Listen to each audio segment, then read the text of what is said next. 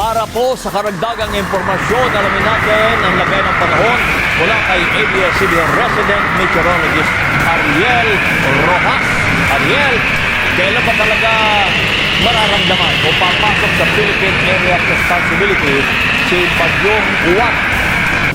Kabayan, sa ngayon ay nasa labas pa ito ng Philippine Area of Responsibility pero anumang oras ngayong gabi ay papasok na itong severe tropical storm kung tinawag na nga ng Pag-asa bilang Bagyong Uwan.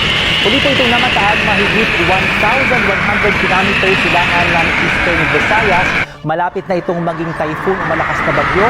May lakas ng hangin na 110 kilometers per hour malapit sa gitna at pagbuso ng hangin na umabot ng 135 kilometers per hour. Sa ngayon, kumikilos sa pakanluran ang bagyo sa bilis na 25 kilometers per hour. At kita natin yung lawak ng sakop na iniikutan ng ulap nito, kaya pong sakupin ang buong Pilipinas. Sa ngayon po, wala pang epekto sa panahon sa bansa ang bagyo, pero kahit di pa nakakapasok ng PAR, nagtaas na ang pag-asa ng wind signal number 1 sa higit 20 probinsya bilang paghahanda sa paglapit nito. Kabilang po dyan ang Southeastern Quezon, Eastern Romblon, Camarines Norte, Camarines Sur, Catanduanes, Albay, Sorsogon, Masbate kasama ang Burias at Icao Islands, Northern Samar, Eastern Samar, Samar Province, Biliran, Leyte, Southern Leyte, Northern at Central Cebu, kasama po yung Bantayan at Camotes Islands, gayon din po ang Northeastern Bohol, Northern part ng Negros Occidental, Northeastern Capiz, Northeastern Iloilo, maging ang Dinagat Islands at Surigao del Norte. Kapamilya, meron pa pong 36 na oras bago maramdaman ang malakas na hangin at pagsungit ng panahon sa mga lugar na ito, kaya huwag po tayo magtaka kung bukas po ay tirik ang araw sa karamihan sa mga lugar na iyan. Pagkapasok ng bagyo sa PAR ay tuloy-tuloy ang magiging paglakas nito habang kumikilos pa west-northwest. Aabot po sa signal number 5 ang pinakamataas na babala sa hangin dahil magiging super typhoon ng bagyo mula po yan Sabado ng gabi, November 8. Dadaan ang bagyo bilang super typhoon malapit sa northern part ng Bicol region linggo ng hapon, kaya mararamdaman doon ang pagbayo ng malalakas at matinding hangin at mga pagulan. Posibleng maglandfall ang bagyo sa northern Aurora o sa southern part ng Isabela linggo ng gabi o Lunes ng madaling araw. Sa kakubabaybay nito, palabas ng West Philippine Sea ang northern Luzon. Sabi ng Pag-asa, bagamat hihina ang bagyo sa pagtawid ng mabundok na bahagi ng Luzon, meron tayong diyang Sierra Madre, Caraballo at Cordillera, mananatili pa rin typhoon category itong bagyo hanggang makalabas ng dagat at mas marami po ang ibubuhos na ulan yan dahil sa mga kabundukan.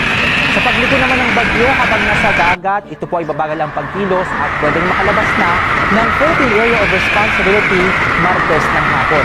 Kapamilya, pwede pa magbago yung pagkilos ng bagyo, pwedeng mas bumaba pa iyan at pwedeng makahit o tumama dyan sa Northern Bicol, mas lumapit sa Metro Manila o pwede rin mas umakyat. Kaya lagi pong tumutok sa updates sa potensyal na bagyong ito. At dahil po sa inaasang grabing hangin ng bagyo, posibleng may lagpas 10 talampakan storm surge. Sintas po yan ng bubong ng isang palapag na bahay. Mararamdaman yan dyan sa may Northern Samar, sa may Kabikulan, Aurora, Isabela, Cagayan. At yan po nang dining maalon din po ang silangang bahagi ng ating bansa dyan sa malalakas na alon mula po yan ng Sabado at ito naman sa West Philippine Sea mula naman sa araw ng Linggo. Bawal pong kumalaon ang lahat ng unang sakyang pandagat dahil delikado. Tingnan natin ang aasahang mga pagulan hanggang Lunes ng umaga base naman sa rainfall forecast ng The Weather Company. Bukas po, araw ng Sabado ay magiging maaraw pa sa maraming bahagi ng ating bansa, pero may kalat-kalat ang mga pagulan dulot ng front o extension ng bagyo dyan sa may Southern Luzon, lalo po sa Bicol, din sa may Visayas at maging sa western at central parts ng Mindanao. Pero ito po, mula Sabado ng gabi ay makakaranas na ng malalakas na mga pagulan dahil sa bagyo dyan sa bahagi po ng Samar at Bicol region. Mabababad sa matindi hanggang walang hintay na ulan itong Bicol region ay dyan po yan ang Sabado ng hanggang hapon po yan hanggang bago lumubog yung araw. At sa pagkilos ng bagyo palapit sa bahagi ng Luzon, magiging maulan na rin sa may Cagayan Valley, Aurora at dito po sa ilang bahagi ng Quezon. Maaabot na rin po ng ulan ng bagyo itong Northern Luzon sa paglapit na at sa paglandfall. Kita natin yung napupulang bahagi ng paulan yan po ay walang humpay na buhos. So halos buong Northern Luzon, kasama po itong Central Luzon at maging ang northern part ng Quezon Province. At habang tumatawid po yung bagyo ng madaling araw ng Lunes ay talagang mabababad pa sa maraming ulan itong Northern at Central Luzon hanggang makalabas po yan dyan ng West Philippine Sea. Nakita natin yung inaasahang dami ng buhos ng ulan kaya kapamilya, malawakan at peligrosong pagbaha at tago ng lupa po at pwedeng idulot ng mga pagkulalayan. Meron pa tayong panahon bukas para sa inyong pagpaplano at pagbikas. Makinig din po tayo sa ating local disaster officials at kumuha lamang ng impormasyon sa lehitimong news sources. Maapektuhan din po ng paulan ng outer ring bands ng bagyo ang Kabisayaan ulit ang naapektuhan ng nagdaang Typhoon Tino. Ito natin po mula Sabado ng gabi ay magpaulan itong bagyo dyan sa Samar Island hanggang po yan, linggo ng tanghali, lalo po sa eastern at sa northern Samar. Niyaasan din mga pagulan sa northern Panay, Negros, Cebu, Bohol at Leyte. Meron din pong aasang mga pagulan mula linggo ng hapon tuloy-tuloy hanggang Lunes na ng umaga sa maraming bahagi ng Kabisayaan, lalo po dito sa Negros, Cebu at maging dito sa Leyte provinces.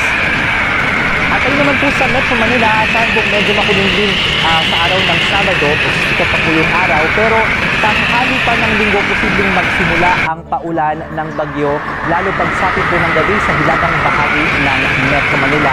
Tuloy-tuloy po yan hanggang madaling araw ng Lunes. Kabayan? Ariel, malawak ang sabing kanila na sakop nitong bagyo. Yung posibilidad na bahain na naman ang parte ng Cebu at saka Negros, andun pa rin. Sa mga kabayan, no, bukod kasi sa ikot ng lawak ng ikot ng hangin ay malawak din yung sakop ng ulat niya. Nakita natin may mga kalapit ng mga pagulan dito dahil grabe yung binuhos na ulan dyan sa may Leyte, Bohol, Cebu at Negros maging sa Panay. Yung konting ulan lang, sabi ng Pag-asa, ay pwede nga magdulot ng mga pagbaha at pagguho ng lupa. At nakita natin magiging maulan lalo itong Negros, Northern Cebu at maging itong Leyte. So sana po yung mga nakatira dyan ay maghanda rin po. Kung kayo nakatira pa rin sa mga mabababang lugar at mga flood prone areas ay sana maghanda rin po.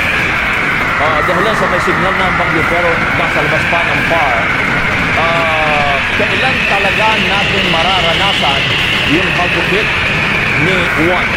So kabayan, tama ka dyan, no? Medyo malayo pa.